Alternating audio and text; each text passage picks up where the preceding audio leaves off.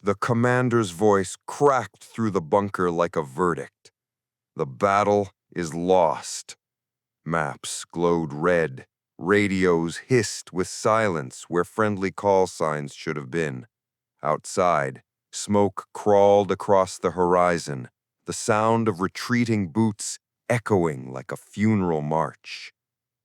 But not everyone believed the sky had surrendered, because in the shadows of the hangar, one pilot hadn't moved. And when her eyes lifted toward the storm, the war shifted with her. And no one in that bunker could have guessed whose hands the last hope truly rested in. You're watching The Story Cape, where we bring you the untold legends of silent heroes, pilots, medics, warriors who changed everything when no one was watching. If this story finds you, it's for a reason.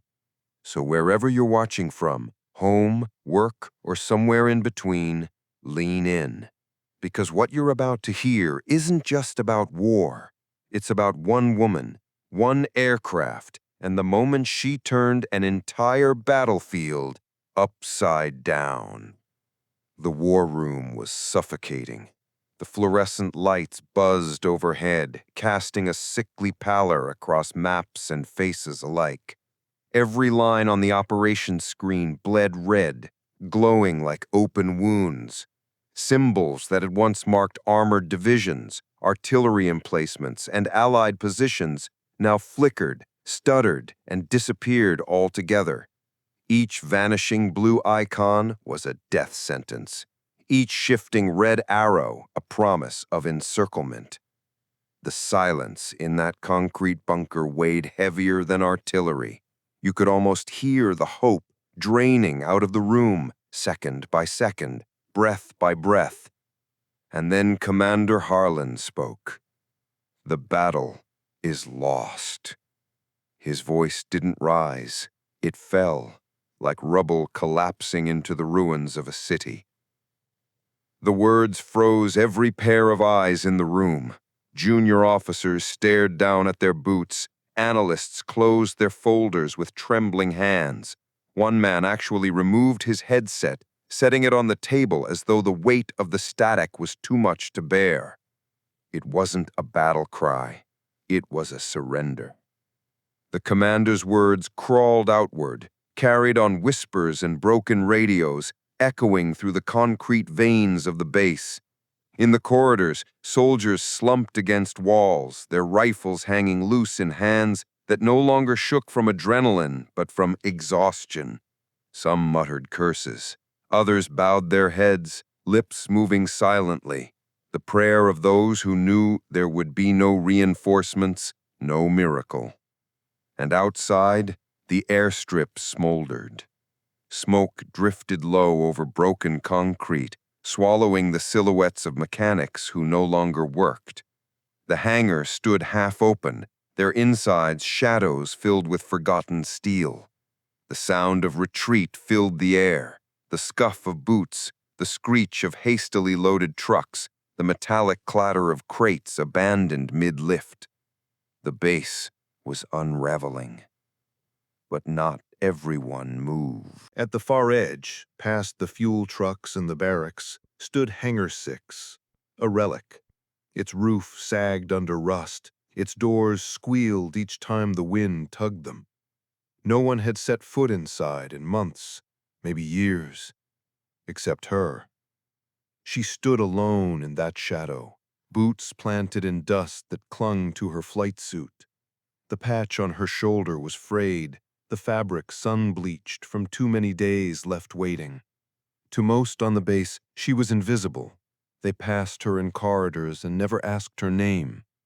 To a handful, she was the quiet one, the pilot who didn't brag, who didn't fight for recognition, who even didn't mind when others were chosen to fly, while she was left behind. But silence can be dangerous, because sometimes silence isn't weakness. Sometimes silence is a storm, biding its time. She had flown the relics the others mocked. She had tested maneuvers in storms no one else dared. While the base drank, while the others boasted, she studied. She memorized radar signatures, learned the pulse of the engines, and carved into her mind every weakness the enemy fighters carried. She wasn't invisible because she lacked worth. She was invisible because no one bothered to look.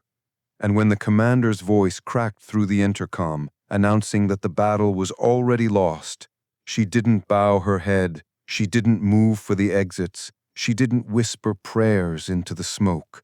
She turned toward the clouds. The horizon glowed faintly with fire. The rumble of distant engines vibrated in the bones of the earth. Somewhere out there, beyond the haze and chaos, enemy aircraft prowled like vultures circling carrion. Her hand rested against the fuselage of the jet inside the hangar. Its skin was chipped, its paint faded, its engines coughing like an old veteran. But it was hers. To the commander, it was useless steel. To her, it was alive. Her lips moved, words meant for no one but the machine. The battle isn't lost. Not yet. The sound was small, fragile even, but the conviction behind it could have shattered stone. Behind her, soldiers trudged past, packs slung low, rifles dragging. One glanced her way, his eyes hollow. He saw nothing more than a woman standing before a forgotten plane. And then he kept walking. They didn't know. None of them did. But the sky knew. It always knew. The clouds above churned with smoke and fire, and somewhere in their depths waited the moment when one voice, one decision, could tear despair apart. And before the sun rose again, the commander would learn that sometimes a single pilot is enough to rewrite the fate of an entire war. The commander believed the fight was finished. The soldiers believed the retreat had begun. But in the shadows of Hangar 6, one woman had already decided. The sky would not fall, not while she still had wings to give. The order struck like a hammer blow. All flights grounded, that's final. Commander Harlan's voice echoed across the base intercom, flat and heavy as stone. The bunker had already been a tomb, but now the coffin was sealed. The screens kept bleeding red, enemy units crawling closer with every flicker. The only blue lights left pulsed weakly in the corner, convoy still clawing through a narrow canyon. 12 minutes from collapse, maybe less. The war room didn't argue. Some slumped deeper into their chairs. Some lit cigarettes with trembling hands, filling the air with smoke that clung to the despair already there. It was as if everyone had agreed, silently, that the sky was gone. But the sky does not sign surrender. She entered the bunker quietly, almost unnoticed, boots dusty, helmet tucked beneath her arm. Her presence so at odds with the funereal atmosphere that heads turned in disbelief. She didn't salute. She didn't wait to be called. She simply set her helmet down on the operations table with a dull clunk. "I'm taking 6, she said. It wasn't a request. Several officers blinked, some with faint smirks curling at their lips. To them, she was a background shadow, the quiet pilot who never made noise, never demanded a sortie. But Commander Harlan didn't smirk. He simply stared at her as though she were a ghost. "You're not taking anything," he said, voice low, grinding like gravel. "We don't have the pilots. We don't have the fuel. We don't have the air." "You have me," she replied, tone sharp as a blade unsheathed. "And you have jets you forgot you still own." The map glowed red. The commander jabbed a finger at it. "Even if you get airborne, even if you cross this line, what then? You think you can hold the sky with willpower and scrap metal? I don't need to hold it, she shot back. I just need to tear it open. 12 minutes, that's all the convoy needs. For a moment, the bunker's silence thickened. A few officers actually glanced at her, weighing the madness against the mathematics. Commander Harlan shook his head. 12 minutes is a lifetime in the air. Then I'll fly like I don't plan on living it, she said. A sharp intake of breath rippled through the room. Someone muttered, insubordination. But the commander didn't bark for guards. His jaw clenched, and behind his eyes something flickered. Not belief, but the faintest recognition that his despair was meeting resistance. "And who," he asked slowly, "flies your wing?" Her answer was quiet. "Everyone you stopped seeing." She picked up her helmet and walked out. The door slammed shut behind her, leaving the war room choking on silence. Not one of them realized that she had already built a squadron from the overlooked and forgotten. Hangar 6 groaned when she unlocked it. Rust peeled, dust swirled, the smell of old fuel spilling out like a memory. The jets inside were relics, paint chipped, engines coughing with age. To the commander, they were corpses. To her, they were sleeping giants. The first figure emerged from the shadows.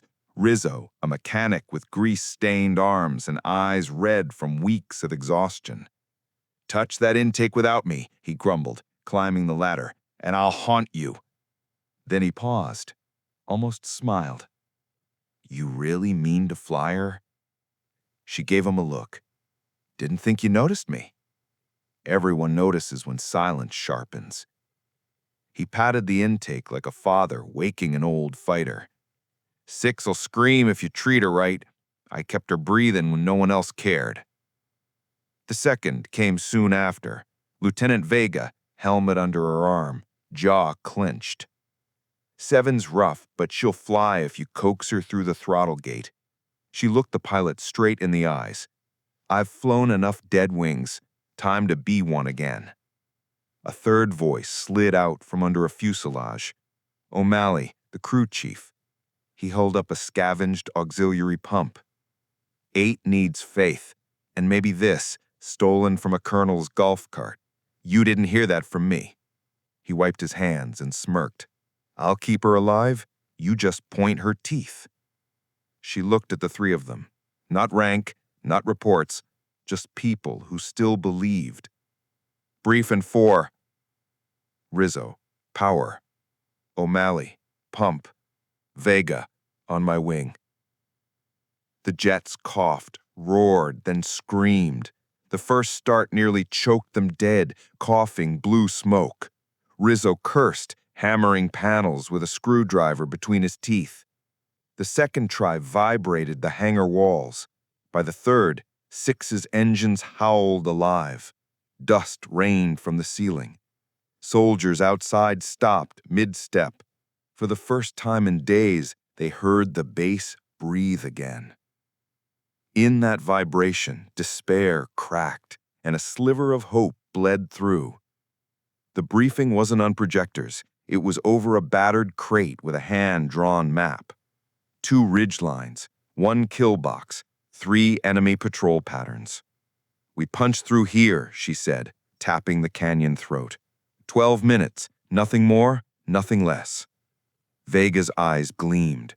"I'll mirror you. You climb, I dive. You flare, I flash."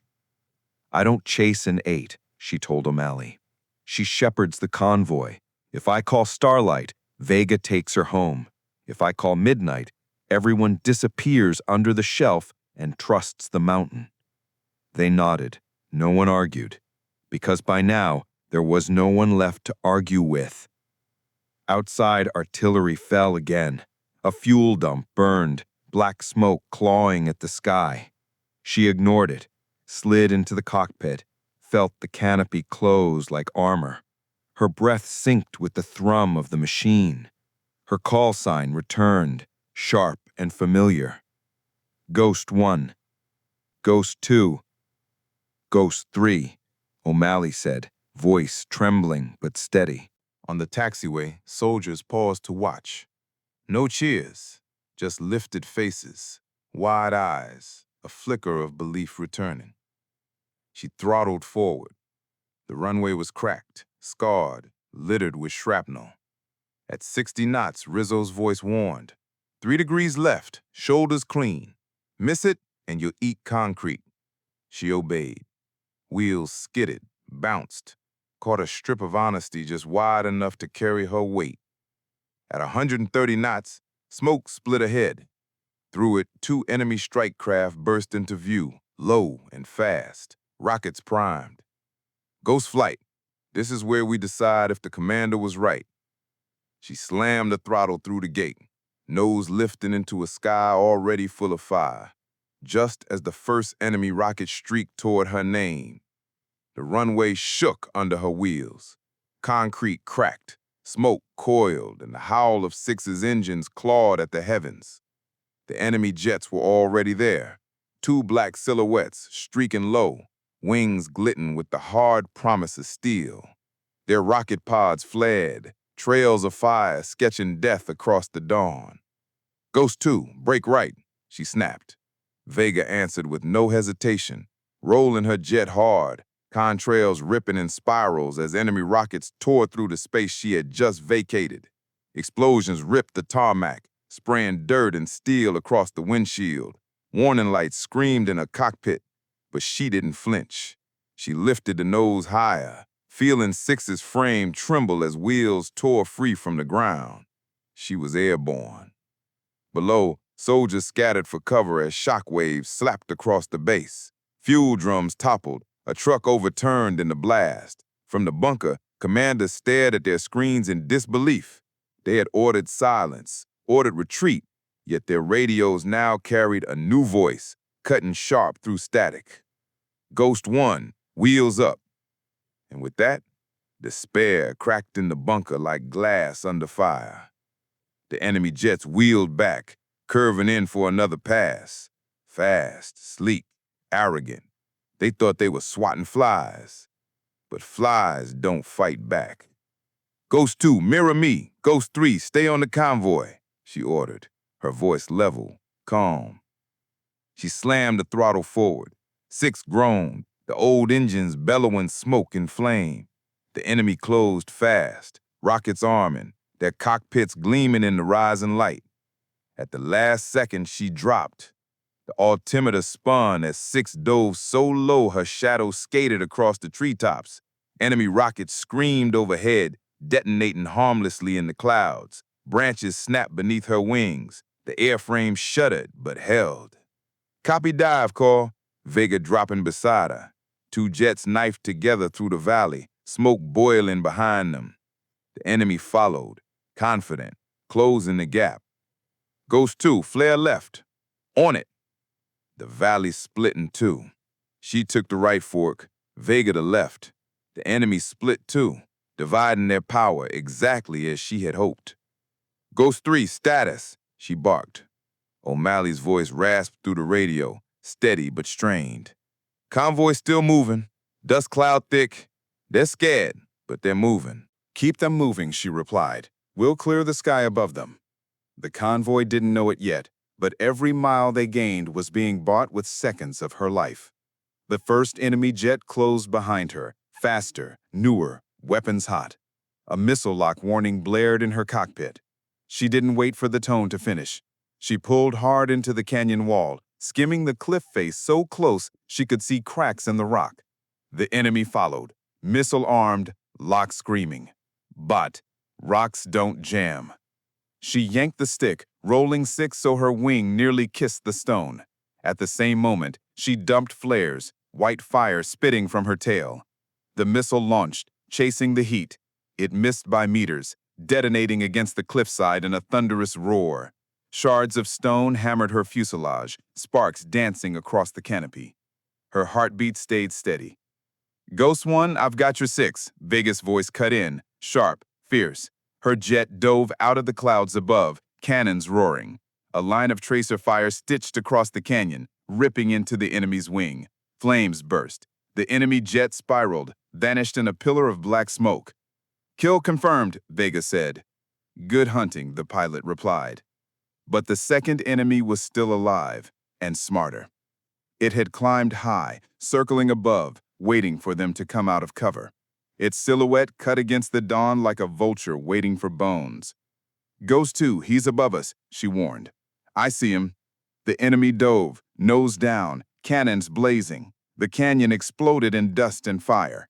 6 bucked as rounds tore past, ripping into stone. Her instrument screamed. Warning lights flared like a constellation of death across her panel. She steadied her breath. Her mind split the chaos into pieces. Speed, angle, sunlight, shadow. Then she saw it, the glint. The enemy had dropped too fast, too steep. For one fraction of a second, his underside was exposed. She pulled hard, climbing into the blind spot. 6 roared, shuddering, straining against physics. Her vision blurred at the edges, her teeth ground together. The reticle aligned. Her thumb pressed the trigger. 6's cannon spat fire. Shells ripped through the enemy fuselage, puncturing fuel lines. A burst of flame bloomed, expanding into an orange blossom of destruction. The enemy disintegrated, pieces raining down across the canyon. Splash 2, she whispered. For the first time, the sky went quiet. Vega's voice crackled, almost laughing, almost crying. We're still here. Stay sharp, she said, scanning the horizon. They'll send more. And they would, because battles aren't won by 2 kills. Battles are won by surviving the wave that comes after. And even as smoke cleared from the canyon, her radar began to scream with fresh contacts, dozens of them. The screen filled with red, a swarm of enemy fighters rolling in from the horizon, engines howling like a storm. 3 ghosts against an army. And she knew the next 12 minutes would decide not just the convoy's fate, but the war itself. The radar screen bled red. Not 2, not 4, dozens. A swarm of enemy fighters poured across the horizon, their afterburners streaking like claws tearing at the dawn. The sound reached first, a rising growl that became a scream, vibrating in bone and steel alike. Vega cursed softly over comms. O'Malley only breathed. And she smiled. A razor-thin line no one could see. Ghost flight, she said evenly. This is what 12 minutes looks like. They came fast, too fast. Missiles armed, cannons hot, formation wide enough to blanket the canyon. The convoy below saw them first, black silhouettes slicing across the sun. Drivers gripped wheels tighter. Some prayed, some whispered goodbye. But her voice cut across the open frequency, steady, unshaken. Convoy hammer, eyes front, keep moving, don't stop. If thunder shakes the sky, it's ours. A driver answered, half believing, half dreaming. Copy, ghosts, we'll listen for thunder. None of them realized how much thunder one woman could make. Ghost 2, right flank. Ghost 3, stay low with the convoy. You're their shield. Copy, Vega snapped, rolling wide. O'Malley's battered jet lagged behind, weaving above the dust cloud like a tired guardian angel. The first missiles launched. White trails split the sky, screaming toward them. Break! She yanked 6 into a brutal climb, stomach slamming into her spine. Flares spat from her tail, blossoms of fire dragging the missiles off course. One detonated too close. Shrapnel hammered her wing, gauges flaring red. Still flying. Vega's voice cut in, fierce and sharp. Fox 3, Splash 1. Her cannons ripped through an enemy at point blank, shredding it into smoke and flame. But for each jet destroyed, 3 more filled the sky. The radio hissed with overlapping calls. Convoy trucks begged for time. Soldiers cheered when explosions lit the sky, then fell silent when more shadows descended. The pilot steadied her breath. 12 minutes. Break the seam. That's all. She dove back into the canyon, pulling the swarm with her. Enemy fighters followed, overconfident, convinced the canyon would trap her. But she knew every ridge, every bend. She had studied this ground in silence long before anyone cared. Ghost 2, split vertical, she ordered. Vega shot upward, dragging 3 fighters with her. The pilot knifed low, scraping the canyon floor, pulling another 5 into her slipstream. The formation fractured. Suddenly, the swarm was no longer a wall. It was a scattering of teeth.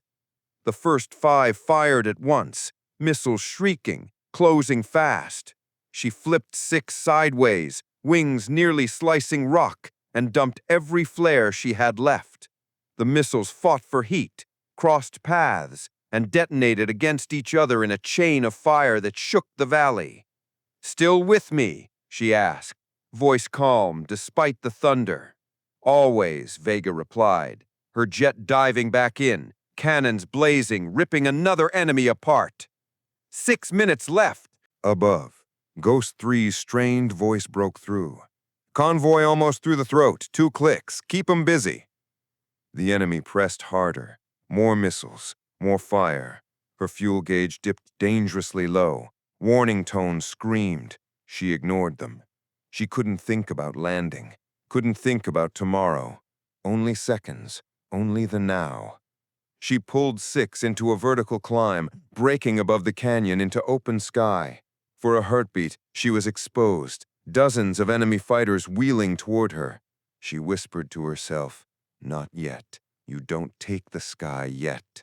Her thumb found the trigger. 6's cannons roared, belching fire into the swarm. Tracers tore through fuselages, igniting wings. 3 jets exploded in sequence, blossoms of flame blooming against the dawn.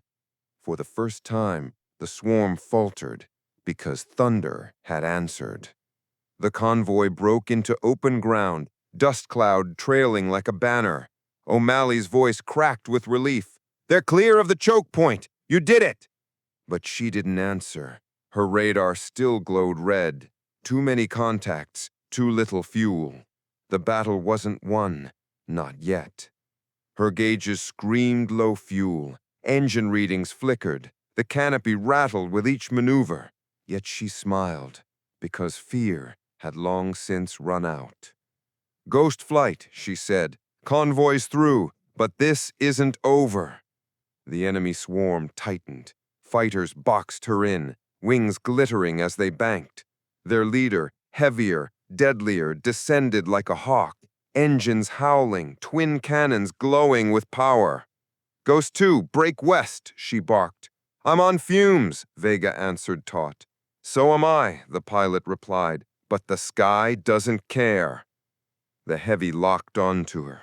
Radar warning shrieked. She dropped 6 into a dive, the old jet howling as altitude bled away.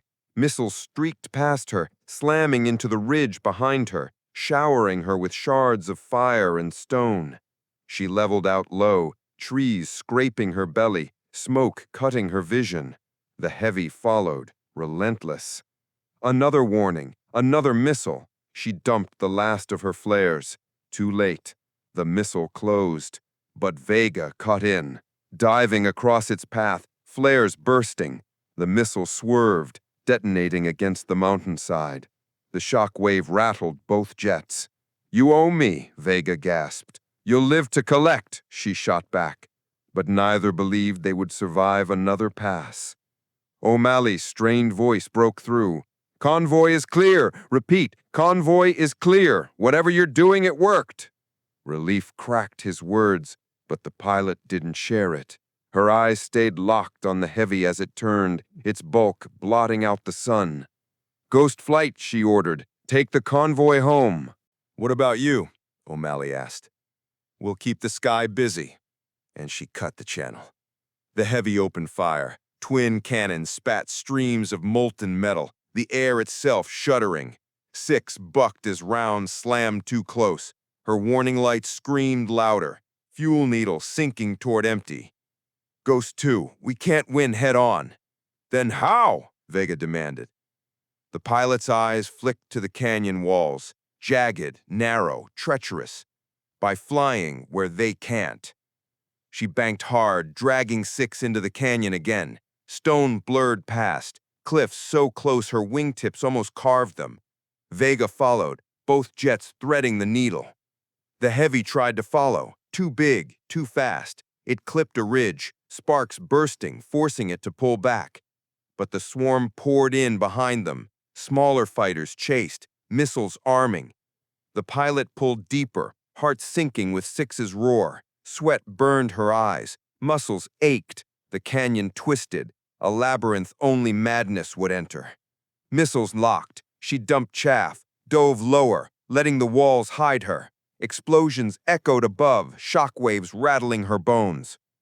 Ghost 1, this canyon's a coffin, Vega gasped. Not if you know the exits. And she had memorized every crack, every curve, every escape no one else believed in. The canyon narrowed to a slit, sunlight barely reaching. Enemy fighters hesitated, afraid of rock more than guns. She pushed harder. Six scraped stone, sparks spraying from her wingtip, still flying. The radar cleared for a heartbeat. Then the Heavy appeared again, circling above the canyon mouth, waiting. Vega's voice broke. We can't beat it. We don't have to, the pilot said. We just have to make it fall. She pulled Six into a climb, aiming straight at the canyon wall. Vega shouted in disbelief. Enemy fighters screamed warnings as they realized too late.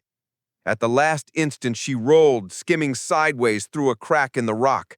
The Heavy tried to follow, too wide, too slow. Its wings smashed against stone. Metal shrieked. Fire erupted. The beast staggered, spiraling out of control, crashing into the valley floor with an explosion that shook the sky itself. Target down, she whispered. The swarm faltered, leaderless, scattered.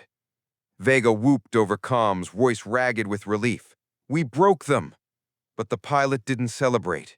She looked at her gauges, fuel almost gone, ammunition spent, her jet trembling on the edge of collapse, and the sky, though quieter, was still not empty. Her jet's fuel light blinked like a dying heart. Six groaned, every panel rattling, every warning tone overlapping into chaos. On her radar, the swarm had broken, scattered fragments of an army that once believed the sky was theirs. And the Heavy, nothing but smoke and fire clawing up from the canyon floor. But the new signal kept pulsing, bigger, closer. She exhaled. One more minute. One more breath. Ghost 2, status. Barely flying, but still with you. That was enough.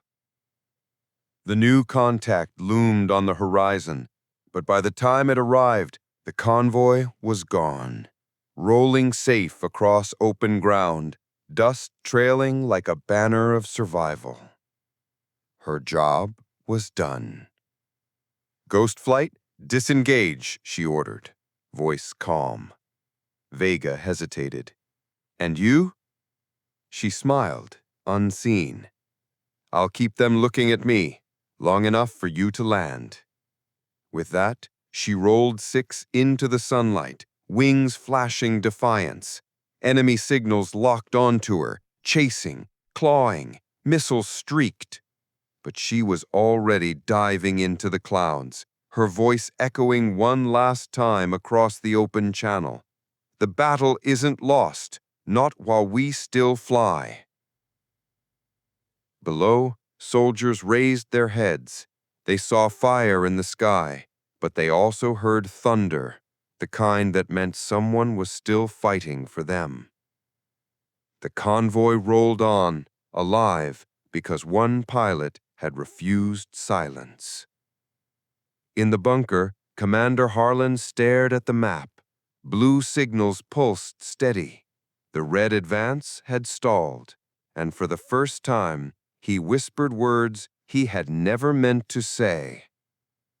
She won the sky. The commander had given up hope. The soldiers had surrendered it. But one woman, with 3 ghosts and 12 minutes, tore the clouds apart and rewrote the fate of a war. And long after the smoke cleared, they would remember her not as the quiet one, not as invisible, but as the pilot who refused to let the sky fall.